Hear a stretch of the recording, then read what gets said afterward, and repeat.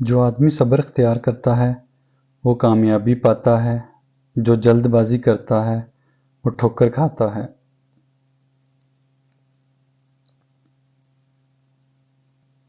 زندگی اس کے لیے مت گزارو جس کے لیے تم زندہ ہو، بلکہ اس کے لیے گزارو جو تمہارے لیے زندہ ہے۔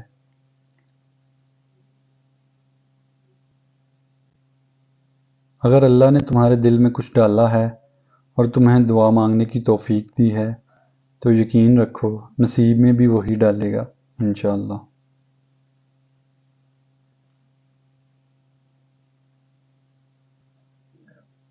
جسمانی رشتے مختصر زندگی تک محدود ہوتے ہیں، آخرت میں ہم ان کے ساتھ ہوں گے جن سے روحانی محبت ہوگی۔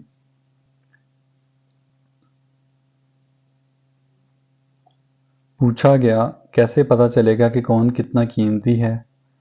فرمایا جس میں جتنا زیادہ احساس ہوگا وہ اتنا زیادہ قیمتی ہوگا۔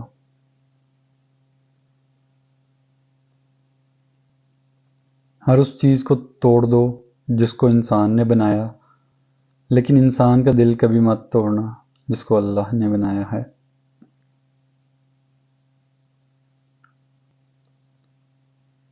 عقل مند کی زبان اس کے دل کے پیچھے ہے اور بے وقوف کا دل اس کی زبان کے پیچھے ہے۔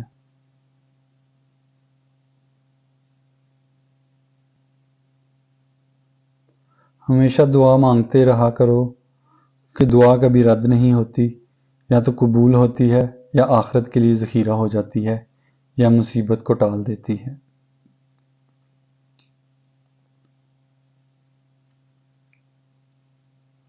جب بھی فارغ وقت ملے اپنی ماں کے پاس بیٹھ جایا کرو، کیونکہ ماں کے ساتھ گزارا ہوا وقت قیامت کے دن نجات کا باعث بنے گا۔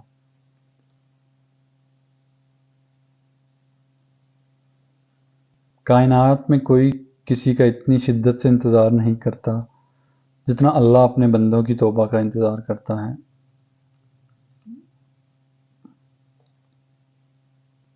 جب تم پر کوئی مشکل آ جائے تو کسی کا احسان نہ لو، کیونکہ مصیبت 4 دن کی ہوتی ہے اور احسان زندگی بھر کا ہوتا ہے۔ تمہارا بدترین دوست وہ ہے جو تمہیں غلط بات پر راضی کرے۔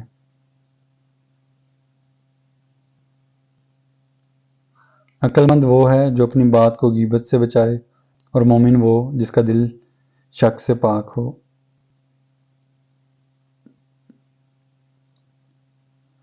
جو انسان یہ سمجھتا ہے کہ اللہ جو کرتا ہے وہ ہمارے لیے بہتر کرتا ہے، وہ کمال کا ایمان رکھتا ہے۔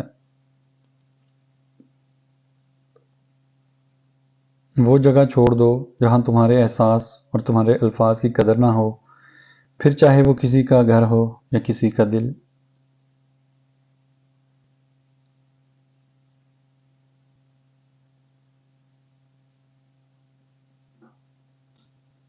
تین لوگ جب آپ کے سامنے بات کر رہے ہوں تو انہیں مت روکیں، والدین، بچہ اور غمزدہ انسان، کیونکہ ان کا دل بول رہا ہوتا ہے۔